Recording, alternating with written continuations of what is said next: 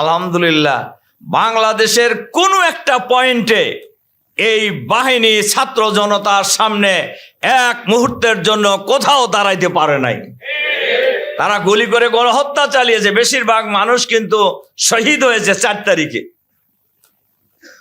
শুরু হয়েছে, 16 তারিখ থেকে আবু সাইদের শাহাদাতের মধ্য দিয়ে সারা বাংলাদেশের এই আন্দোলন আর কোটার আন্দোলনে থাকে নাই। এই আন্দোলন চলে গেছে ফ্যাসিবাদ বিরোধী হাসিনা পতনের আন্দোলনে। এবং প্র্যাকটিক্যালি 4 তারিখের পরেই হিসাব নিকাশ অনেকটাই শেষ হয়ে গেছে। 5 তারিখ সকালবেলা কারফিউ জারি করা হয়েছে, ইন্টারনেট বন্ধ করে দেওয়া হয়েছে, অনেক কিছু হয়েছে আপনারা জানেন।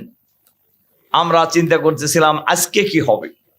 সকালবেলা আলহামদুলিল্লাহ আলহামদুলিল্লাহ সর্বপ্রথম যে রাজপথে হাজার হাজার ছাত্র শিক্ষক নেমেছে সেটা ছিল মাদ্রাসার ছাত্র শিক্ষকরা যাত্রাবাড়ির এই এলাকায়।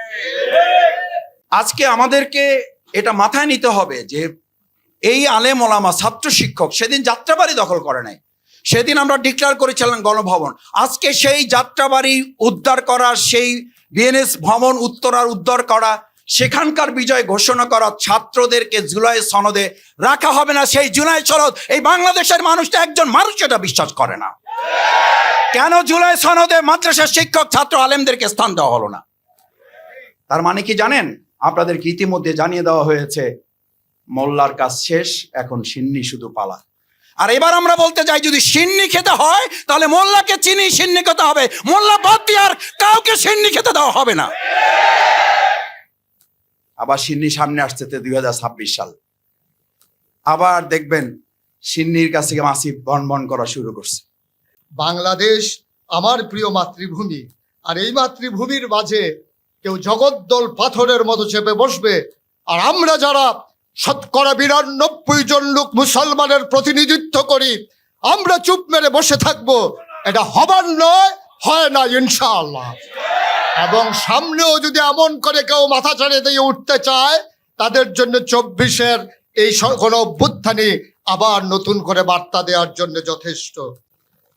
জুলাইয়ের আন্দোলন আসলে কিছুক্ষণ আগে কথা বলা হলো যে কিন্তু জুলাই আন্দোলন আলেমদের অনেক অবদান আছে। আলেম সমাজ, আপনাদের মনে আছে গত 5ই মে 2013 সাল আলেম সমাজের ডাকে গোটা বাংলাদেশ একত্রিত হয়েছিল এবং ফ্যাসিস্ট হাসিনা তার নির্দেশে রাতের অন্ধকারে সকল লাইট বন্ধ করে দিয়ে শাপলা চত্বরে হাজার হাজার আমাদের ভাইদেরকে হত্যা করা হয়েছে। এবং সেই হত্যার পরে তারা বিদ্রূপ করেছে। বিদ্রূপের ভাষা ছিল এই, তারা টমেটো সস গায়ে লাগায় শুয়েছিল। আমরা কিন্তু সেগুলো ভুলি নাই। পুলিশে খোঁচা দিয়ে দৌড় দিছে, ওনারা রং মেখে শুয়েছিল। 5ই মেতে হত্যাকাণ্ডের বিচার হয় নাই, 28শে অক্টোবরের লগি বৈঠা হত্যার বিচার হয় নাই, অসংখ্য মানুষকে যে তারা গুম করেছিল, হত্যা করেছিল, তারও বিচার হয়নি। আমরা একটি ন্যায় বিচার কল্যাণমুখী একটি রাষ্ট্র গোটা বাংলাদেশ চায়। প্রথম কথা হচ্ছে অল্প কিছুদিনের জন্য ঢাকা বিশ্ববিদ্যালয় পলিটিক্যাল সায়েন্সের ছাত্র ছিলাম।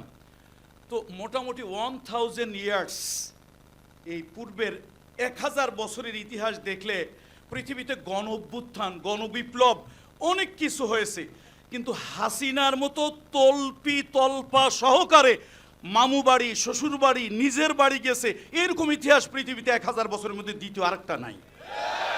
তাহলে যেই স্বৈরাচারী শাসক যত বড় তার পতন হয় তত বড়। 2 কথার এক কথা শেষ। আর এক কথা হলো যারও সিলায় সিন্নি খাইলি মোল্লা চিনলি না। এখন নতুন নতুন বিপ্লবীদেরকে দেখা যায় কই মাছের মতো উজাইতেছে। উপস্থিতি, গত 16 বছরে বাংলাদেশে আমরা যারা ইসলাম চর্চা করতাম, যারা ইসলামের প্রতি যাদের ভালোবাসা কাজ করত, আমরা যারা বিশ্ববিদ্যালয় ক্যাম্পাসগুলোতে পড়াশোনা করেছি, আমাদের উপর সব ধরনের জুলুম নির্যাতন নিষ্পেষণ করা বৈধ ছিল। বিশ্ববিদ্যালয়ে একজন শিক্ষক, একজন ছাত্র যখন নামাজ পড়তো, কোরআন পড়তো, ভালো কাজের দিকে মানুষদেরকে আহ্বান করত, তখন তাকে জঙ্গি বলে নির্যাতন করার বৈধতা দেওয়া হয়েছিল। কিন্তু এই জুলাই বিপ্লবের মাধ্যমে আজকে খুনে হাসিনার যে বয়ান, শাহবাগের যে বয়ান, দিল্লির যে বয়ান, সেই বয়ান ভেঙে চুরমার হয়ে গেছে। আজকে বাংলাদেশে সকল মানুষ মত প্রকাশ করার স্বাধীনতা পেয়েছে, সকল মানুষ তার ধর্মচর্চা করতে পারছে। আজকে যারা বাংলাদেশে শাহবাগ কায়েম করার মাধ্যমে বাংলাদেশে দীর্ঘমেয়াদী সংকট তৈরি করেছিল, খুনি হাসিনাকে যারা টিকিয়ে রেখেছিল, সেই শাহবাগী শক্তি, সেই দিল্লির যারা এজেন্ডা এই দেশে কায়েম করতে চায়, যারা আমার হাজার হাজার মাদ্রাসা শিক্ষার্থীদেরকে হত্যার বৈধতা দিয়েছিল, শাপলায় যারা গণহত্যাকে বৈধতা দিয়েছিল এবং এর পরবর্তী উল্লাস করেছিল, সেই শাহবাগী শক্তি আজকে আবার মাদ্রাসা শিক্ষার্থী ভাই বোনদেরকে এবং আমার আলেম ওলামাদেরকে নিয়ে আজকে তারা হাসি ঠাট্টা করছে। আমরা অন্তর্বর্তীকালীন সরকারকে বলতে চাই, এই জাতির শ্রেষ্ঠ সন্তান হচ্ছে আমাদের মাদ্রাসা শিক্ষার্থী ভাই বোনরা। তাদেরকে আমাদের আলেম ওলামাদেরকে, মাদ্রাসা শিক্ষার্থীদেরকে যথাযথ সম্মান দিতে হবে এবং তাদের যে দাবি দেওয়া, আমাদের মাদ্রাসা শিক্ষার্থী যে দাবি দেওয়া, সেই দাবি দেওয়াগুলো মেনে নিতে হবে। আমাদের দাবি দেওয়া কি জানেন? আমাদের দাবি দেওয়া হচ্ছে আমাদের শহীদরা যে জন্য জীবন দিয়েছে, একটি বৈষম্যহীন ইনসাফ ভিত্তিক বাংলাদেশ বিনির্মাণ করা। সেই বৈষম্যহীন ইনসাফ ভিত্তিক বাংলাদেশ বিনির্মাণ করার আগ পর্যন্ত আমরা যারা মাদ্রাসা শিক্ষার্থী, আমাদের যারা উস্তাজরা আছে, আমরা সবসময় আমাদের লড়াই চালিয়ে যাবো ইনশাআল্লাহ। মাদ্রাসার ছাত্র শিক্ষকরা মাথার টুপি আর পাগড়ি খুললে বোঝা যায় না হুজুর। হুজুরদের জায়গায় জায়গায় বাধা ছিল, যার কারণে মাদ্রাসার ছাত্র শিক্ষকরা টি শার্ট পরে, প্যান্ট পরে, মাথার পাগড়ি টুপি খুলে সাধারণ পাবলিকের বেশে সেদিন জুলাই আগস্ট অভ্যুত্থানে সংগ্রামে নিবেদিত হয়েছিল। আমরা বর্তমানে এই জুলাই অভ্যুত্থানের পরে যারা কেডিডির রাজনীতি করছেন, তাদের মুখ থেকে আমরা কখনোই শুনি না যে এদেশে আলেম ওলামা, ইমাম, খতিব এবং মাদ্রাসা ছাত্রদের যে জীবনের ঝুঁকি নিয়ে তারা যে রাজপথে দাঁড়িয়েছিল, যাত্রাবাড়ির থেকে শুরু করে গোটা বাংলাদেশে আলেম ওলামাদের যে বিরাট ভূমিকা ছিল, এই কথা আমরা একবারও তাদের মুখ থেকে আমরা শুনি না।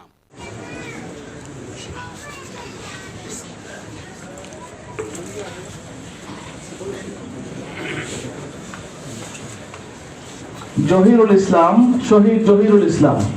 রহমান রহিম, নাহমাদুহু ওয়া নুসাল্লি আলা রাসূলিহিল কারীম, আম্মা বাদ। মাদ্রাসা ছাত্র শিক্ষক পরিষদের উদ্যোগে আয়োজিত আজকের এই মনজ্ঞ সেমিনারের মহতরম সভাপতি, বিজ্ঞ আলোচকবৃন্দ, প্রাজ্ঞ নিবন্ধকার, হযরত ওলামায়ে কেরাম, ছাত্র ভাইয়েরা, তালেবানে ওলুমে নবুওয়াত মাদ্রাসার ছাত্ররা এই অভ্যুত্থানে অংশগ্রহণ করে ইতিহাস তৈরি করেছেন। বুকের তাজা রক্ত ঢেলে দিয়ে, বুকের ভিতরে বুলেট নিয়ে তারা আমাদের জন্য অবারিত সুযোগ এনে দিয়েছেন। সুযোগ সবসময় আসে না, সুযোগের জন্য বহু বছর অপেক্ষা করতে হয়।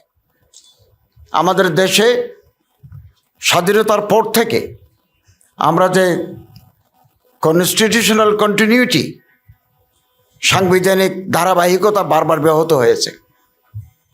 কোনো দল যদি একবার বসতে পারে, চলে বলে কৌশলে ক্ষমতার আসন ছাড়তে চায় না। ফলে 54 বছরে আমার এই দেশে গুড গভর্নেন্স, সুশাসন, রুল অফ ল, আইনের শাসন, একটা কল্যাণ রাষ্ট্র প্রতিষ্ঠার যে আমাদের লালিত স্বপ্ন, বারে বারে এটা ব্যাহত হয়েছে। এবং মাদ্রাসার ছাত্র শিক্ষক ওলামা যে অবদান রেখেছেন তা সোনার অক্ষরে লিখে রাখার মতো। আমরা যখন দায়িত্ব নিয়েছি গত বছর আগস্টের 8 তারিখ, আমি রাস্তায় পুলিশ দেখি না। আমি যখন শপথ নিতে যাচ্ছি রাস্তায় পুলিশ ছিল না। ট্রাফিকের ভূমিকা পালন করছে স্টুডেন্টরা। আমাদের ফরেন রিজার্ভ ছিল $18 বিলিয়ন। এই মুহূর্তে আমার দেশের রিজার্ভ $31 বিলিয়ন। ফরেন রেমিটেন্স, আপনি অবাক করার মতো বৈদেশিক মুদ্রা আসছে। আমাদের ফরেন রেমিটেন্স বাড়ছে আস্থার কারণে। আমরা অর্থনৈতিক সমৃদ্ধি, আমাদের অনেক অর্জন আছে। আমরা সবগুলো অর্জন করতে পারি নাই হয়তো, কিন্তু একেবারে যে ব্যর্থ হয়েছি এমন নয়। ইসলাম প্রতিষ্ঠিত হবে সেদিন এই ঋণ পরিশোধ হবে ইনশাআল্লাহ। শহীদ পরিবারের জহিরুল ইসলাম এর শহীদের পরিবার এর পক্ষ থেকে তার মা উপহার গ্রহণ করছেন এবং স্ত্রীও উপহার গ্রহণ করছেন। আমরা দুজনকে উপহার দিতে পেরে আল্লাহ তাআলার শুকরিয়া আদায় করছি। উপহার নিচ্ছেন